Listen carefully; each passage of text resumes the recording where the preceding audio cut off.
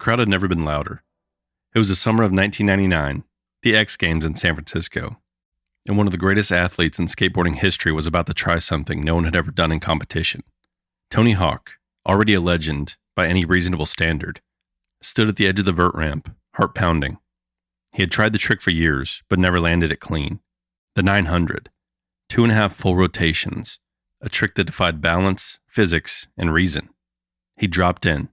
Attempt after attempt, he came close, slipped, slammed, but kept getting up. The crowd screamed louder with every near miss. And then, on what was supposed to be his final try, he landed it. Wheels down, arms raised, history made. The 900 became more than a trick. It was a signal that skateboarding had finally burst into the mainstream, and it couldn't have been timed more perfectly. Because just a few weeks later, Tony Hawk's Pro Skater would arrive, and the world would never look at video games or skating the same way again. Let's rewind. The late 1990s were weird in the best way. TRL ruled afternoons. Dial-up ruled the internet. And punk rock was somewhere between the mall and your older cousin's CD collection. The PlayStation had taken hold, and the N64 was battling for dorm room supremacy. But more than anything, youth culture was looking for something that felt real, raw, energetic, loud, and a little dangerous.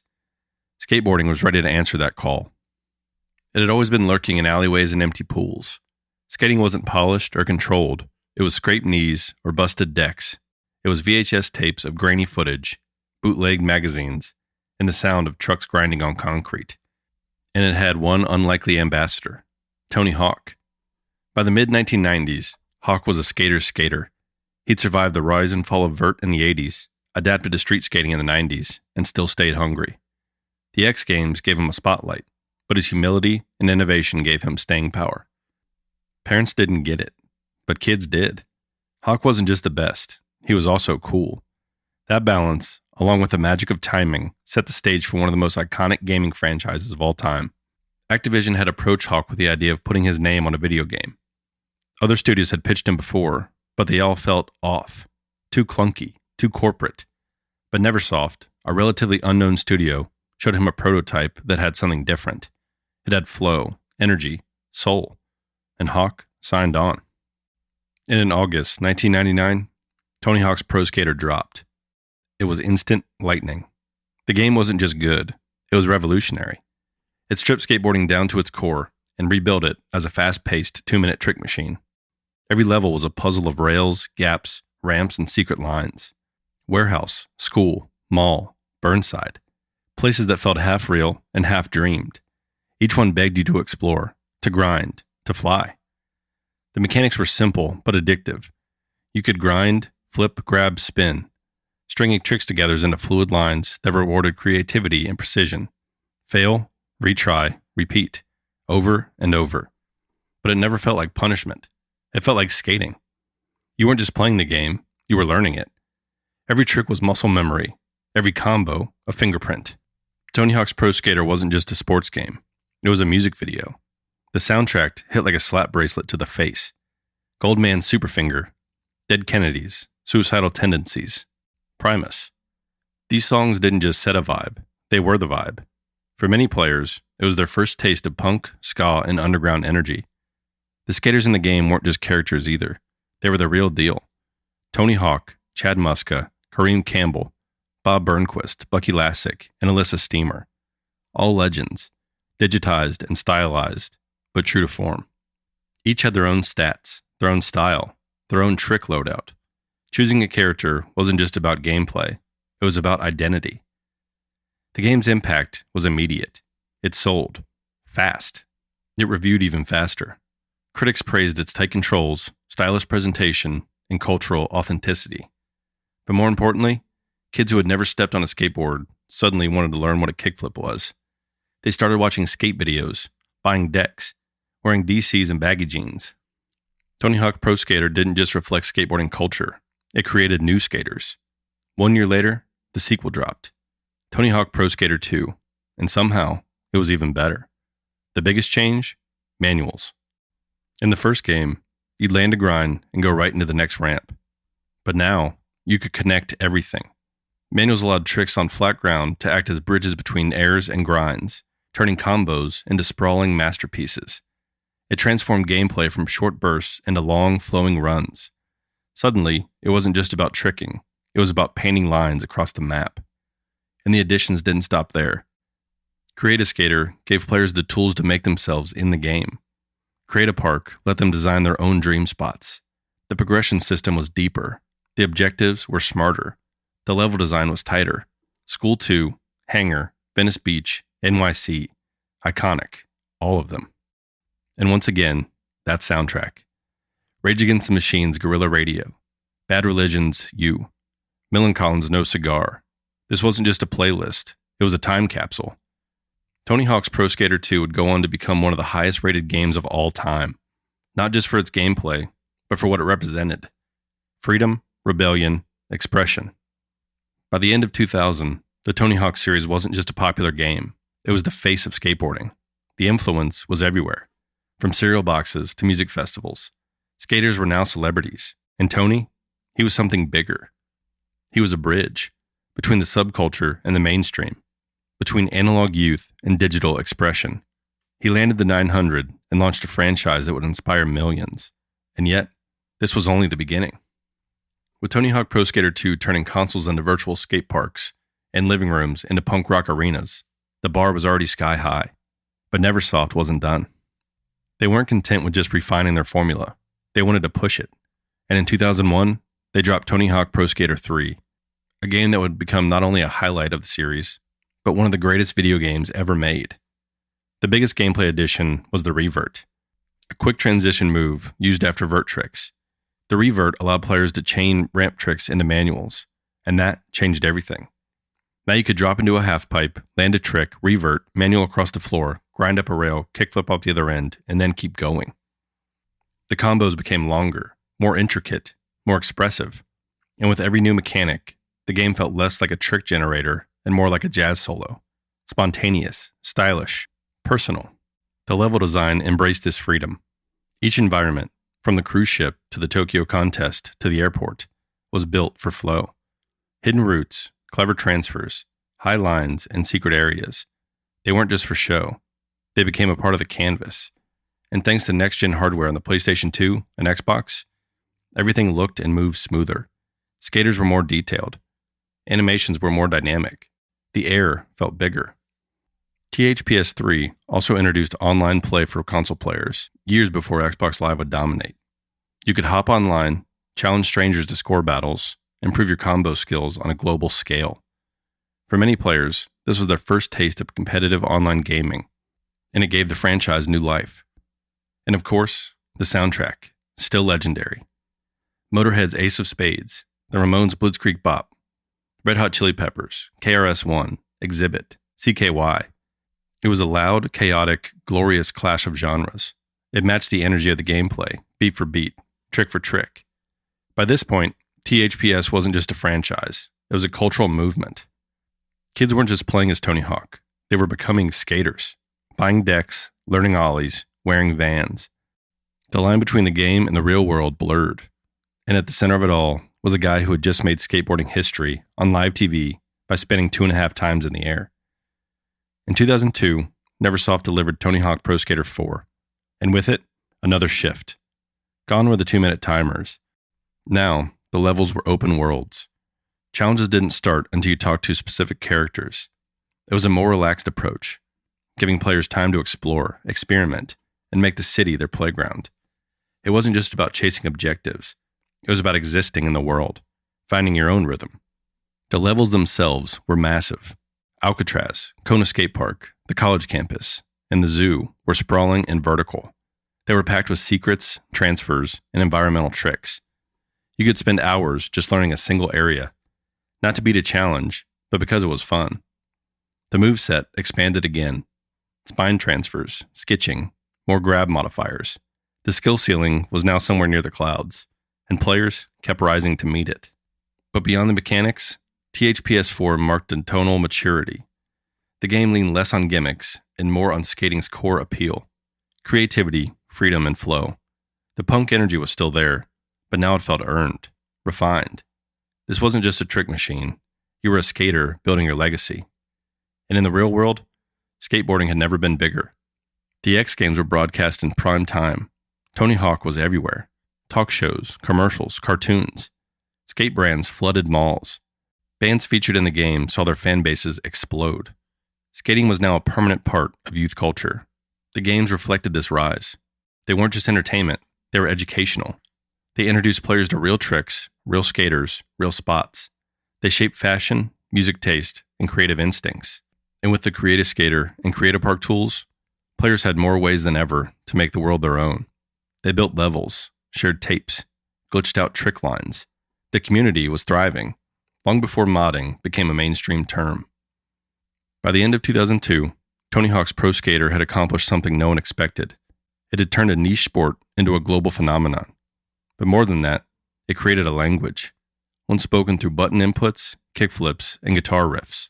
And just as the series hit its peak, Neversoft was ready for the next big leap. What if the story wasn't about pros?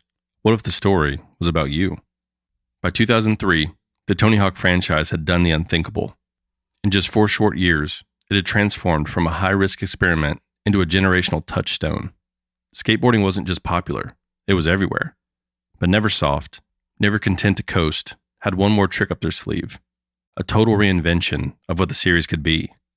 Tony Hawk's Underground, or Thug, was a departure in almost every way. For the first time, the game wasn't about stepping into the shoes of a pro skater, it was about stepping into your own. You created a character, a scrappy local kid from New Jersey, and lived through his rise, betrayal, redemption, and eventual transformation into a legend. This was no longer a trick-driven arcade game. It was a skateboarding RPG. The story was the heartbeat. You hustled your way through local contests, filmed sponsor tapes, traveled the world, and got stabbed in the back by Eric Sparrow, a villain so greasy he made Bowser look subtle. It was over the top, sure, but it felt grounded in skate culture, full of real-life skaters, real spots, and real stakes. The gameplay adapted to support that narrative. For the first time, you could dismount from your board, run, climb, explore. It opened up the verticality of the levels and gave players more control, not just of the tricks, but of the world around them. It wasn't perfect, but it was bold. The soundtrack continued its tradition of excellence. Nas, The Clash, Alkaline Trio, Kiss. The game blended punk, hip-hop, and rock into a cultural gumbo to match the grit and swagger of the story. It didn't just complement the experience, it defined it. Thug was a hit. Critics praised its ambition. Players loved the story. The franchise had successfully evolved again. But in 2004, the series would take that evolution in a wilder, weirder direction. Tony Hawk's Underground 2 was a different beast. Where Thug had grit and emotion, Thug 2 had paintball guns, fart jokes, and chaos. Co-headlined by Tony and Jackass alum Bam Margera, the game turned into a slapstick skateboarding circus. You were once again dragged into globe-trotting adventures, this time called the World Destruction Tour, where skateboarding was often secondary to setting off explosives, spray painting statues, or riding bulls through Spanish streets. Mechanically, the game was sound. Reverts, spine transfers, wall plants. The trick system was still deep and satisfying, but tonally, it split the fan base. Some loved the absurdity. Others missed the focus. The skateboarding was still great, but the skate culture? That was starting to get lost in the noise. Neversoft tried to find the middle ground with 2005's American Wasteland. Set in a fictionalized Los Angeles, it promised a single, seamless open world, a first for the franchise. You were a part of a punk crew trying to build the ultimate DIY skate park in a junkyard, while learning the history of skating from legends like Tony Alva and Stacy Peralta. It had ambition, it had style, but it didn't quite stick the landing. The seamless world was stitched together by clearly hidden load zones. The mission structure felt bloated, and while the game leaned back into skate history, it still carried the residue of Thug 2's over-the-top energy. BMX bikes were now rideable. Some storylines drifted into cartoon territory. The focus was blurry. And while the Tony Hawk series was searching for its next direction, EA was quietly preparing to drop a bombshell. In 2007, Skate arrived, and everything changed. Where Tony Hawk's series had become loud and flashy, Skate was subtle and slick. You replaced button combos with the analog stick flick-it controls. You didn't press X to kickflip. You flicked your thumb like you would on a real board. It was harder, slower, but more immersive, more real. And that realism hit hard. Skate didn't care about paintball missions or goofy boss fights. It cared about filming clean lines on a quiet street, landing a tray flip down a stair set and watching the replay in slow motion. It felt authentic. And for a lot of players, that authenticity was exactly what they had been craving. The Tony Hawk franchise had set the tone, but now it felt like it had lost its voice. Meanwhile, the community that grew up on THPS kept it alive in their own way. Modders and fans breathed new life into the older games. Thug Pro, a fan-made conversion mod, combined levels from across the franchise into a unified platform, with updated physics, online multiplayer, and infinite customization. It was a labor of love, and in many ways, it honored the spirit of the original games better than the official titles. But as the industry changed and skateboarding shifted back to its underground groove, the franchise found itself at a crossroads. It could go back to the basics, or it could go off a cliff. And what happened next was painful. By the late 2000s, the Tony Hawk franchise was skating on thin ice. The golden years were behind it. The formula had bent, stretched, and reimagined so many times that the soul of the series, that raw, fast, punk-infused thrill, was starting to fade. Neversoft, the studio that had birthed the franchise, was reassigned. The baton was passed. And Activision, hungry to keep the brand alive, made a decision that would nearly destroy it. In 2009, Tony Hawk Ride hit the market. Bundled with a full-size plastic skateboard controller, the pitch sounded revolutionary. Stand on the board, shift your weight, perform tricks like you would in real life. But in practice, it was a nightmare. The board was expensive, awkward, and wildly unresponsive. Tricks rarely registered. Movement felt clunky and imprecise. Even the most diehard fans could not pretend it was fun. Critics torched it. Sales tanked. And the follow-up, Tony Hawk Shred, a snowboard-infused sequel, did even worse. What was once the defining franchise of a generation was now a cautionary tale, a punchline. And then, after years of silence, in 2015, Tony Hawk's Pro Skater 5, a supposed return to form, a chance to right the ship. But instead, it was the final nail in the coffin. Rushed out to meet a licensing deadline, the game launched buggy, broken, and bizarrely outdated. Characters glitched through levels. Textures wouldn't load. The physics were floaty and soulless. The art style felt like a low-budget mobile game. Fans who waited a decade for redemption were given a shell of a product with none of the charm, rhythm, or rebellion that once defined the series. The brand was now toxic, and for a while, it seemed like this would be the final chapter, a legend undone by its own legacy. But here's the thing about skateboarding. Falling is inevitable. What matters is what you do after the fall. In 2020, after years of silence and a whole lot of skepticism, a trailer dropped that didn't promise a sequel or a gimmick or a reboot. It promised something pure, a complete ground-up remaster of Tony Hawk Pro Skater 1 and 2.